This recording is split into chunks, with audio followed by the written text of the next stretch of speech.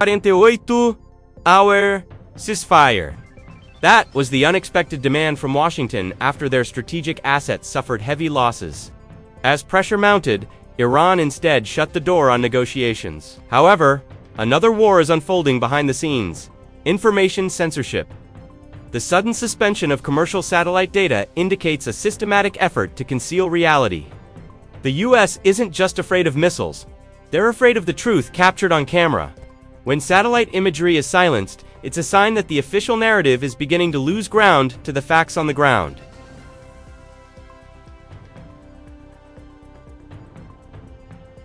Unchecked escalation. It all began with one thing: a massive escalation. Israel and the United States expanded their airstrikes, targeting not only military sites but also strategic infrastructure. By April, more than a month into the war, the intensity had grown even more dangerous. A French journalist in Iran described the alarming situation. Pharmaceutical factories, pharmacies, hospitals, and even medical research centers were affected. These targets were not military installations, but the main pillars of the healthcare system. This included the B1 bridge in Karaj, one of the highest bridges in the Middle East. At the same time, the attack also struck an area near the Bushehr nuclear power plant. One fatality was reported. In fact, the International Atomic Energy Agency had already warned that nuclear facilities must not be military targets. This is because the risks are not merely local. If a radiation leak occurs, the impact could span multiple countries, contaminating the air, water, and soil for decades. Russia subsequently accused the United States and Israel of attempting to trigger a nuclear disaster. That's not all. Cultural heritage has also been affected. The Golestan Palace, often dubbed Persia's Versailles, is reported to have sustained damage. In Isfahan, historic mosques and ancient palace complexes have also been impacted. UNESCO has expressed deep concern, because these are not merely buildings, but the heritage of world civilization. The attacks also targeted the academic world. Sharif University of Technology and Shahid Beheshti University were reportedly targeted. Some buildings were reduced to rubble. Yet these institutions are centers of research and innovation, the backbone of Iran's technological progress spanning health, culture, education, and energy. The Mashhar petrochemical complex, one of Iran's vital industrial hubs, was also struck. Explosions damaged key facilities and disrupted the national energy supply. At this point, the pattern of the attacks has become clear. This is not merely a military operation. It is a comprehensive war, military, economic, and even civilizational. And the question now is, how far will this escalation continue to be driven? A merciless retaliation. Iran did not stand idly by. The retaliatory strikes came swiftly, were widespread, and were well coordinated. An armed group calling itself the Guardians of the Blood Brigades reportedly attacked a U.S. military base in Khazrak Hasaka, Syria. They used Shahed 101 kamikaze drones launched from simple tactical truck beds, which are difficult to detect. At sea, the pressure is also mounting. Hezbollah claims to have struck an Israeli Navy vessel approximately 68 miles off the Lebanese coast using anti-ship cruise missiles. The ship reportedly caught fire after being hit. Meanwhile, on the ground, the attacks grew more intense. Israeli Defense Forces positions in Tyre were struck by 122mm Grad rockets and heavy mortars. The impact was significant. Israeli forces reportedly retreated, abandoning their equipment. Then came more alarming signs. Large secondary explosions were observed following the attacks, indicating that a high-value underground target may have been successfully hit. Shortly after, Iran immediately escalated the level of its attacks. The Islamic Revolutionary Guard Corps launched ballistic missiles at Haifa and Tel Aviv, believed to be Ghadar or Shahab 3B types equipped with cluster warheads. This means a single missile can disperse numerous submunitions and expand the damage. This pattern indicates a rapid escalation from precision strikes on military targets to direct pressure on city centers. But the most nerve-wracking moment actually occurred during the American rescue mission. The attempt to evacuate two F-15E Strike Eagle pilots who had crashed in Iran turned into a high-risk operation. The result? A string of losses. One F-15E was destroyed, one A-10 Thunderbolt II crashed, one MH-6 Little Bird went missing, two HH-60 Pavehawks were damaged, and several MQ-9 Reapers were also lost. There were even reports that the US deliberately destroyed C-130 Hercules to prevent them from being captured. But independent analysts doubt this. They assess that the damage patterns indicate the aircraft were likely shot down. If true, this isn't merely a mission failure, but a sign that the battlefield has changed drastically. And one thing is clear: Iran isn't just retaliating, they're beginning to control the rhythm of the war.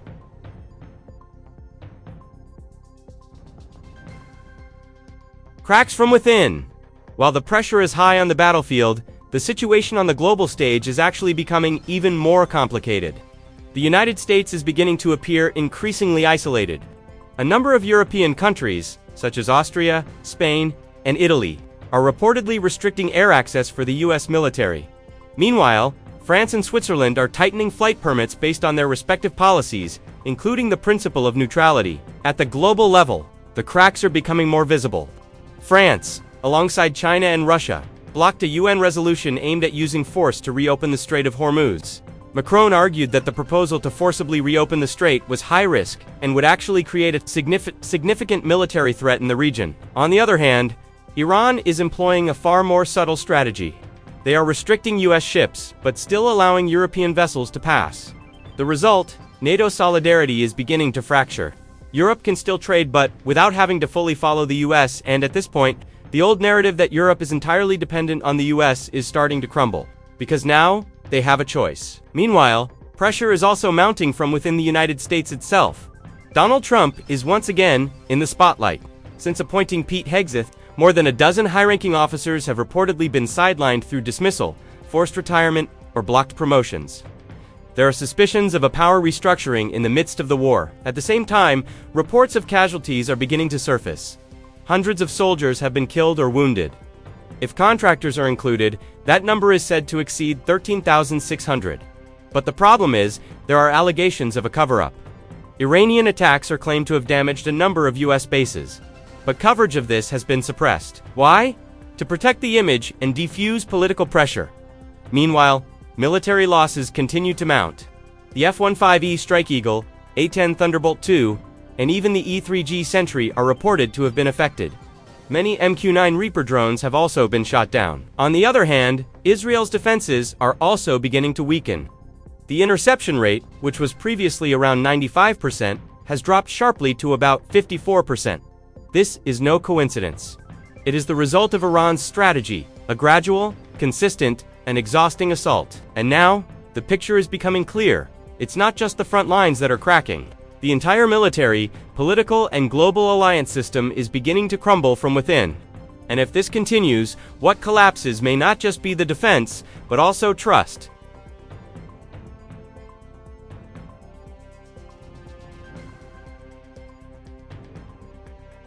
An uncertain outcome. Now, we come to the most important question. How will this war end? The answer: no one really knows yet. The outcome of the conflict between the United States, Israel, and Iran is becoming increasingly uncertain. One indicator of this is the ever-changing pattern of ultimatums issued by Donald Trump. Since March 22, 2026, the threat to destroy Iran's energy infrastructure has been repeatedly postponed. From 48 hours to 5 days, then 10 days, and now extended again. This pattern is not without meaning. There are two likely possibilities. First, the military pressure has not been strong enough to force Iran to surrender or open the Strait of Hormuz. Second, Washington faces a major dilemma. If the escalation continues, the risk isn't just Iran, it's a full-scale regional war. And that means more countries will be dragged in, with increasingly widespread global repercussions. On the other hand, Iran is actually playing it more patiently. They aren't rushing to win, but are consistently applying pressure. Their strategy is clearly to keep the conflict alive without triggering a major explosion all at once. If this pattern continues, then there is one most realistic possibility: not a quick victory, but a long war. A war of attrition. One that slowly drains the military economy and political stability of both sides. And at this point, the end of the war is not determined by who is the strongest, but by who endures the longest. Because in a conflict like this, the loser is not just the one who is destroyed first, but also the one who runs out of time and runs out of strength.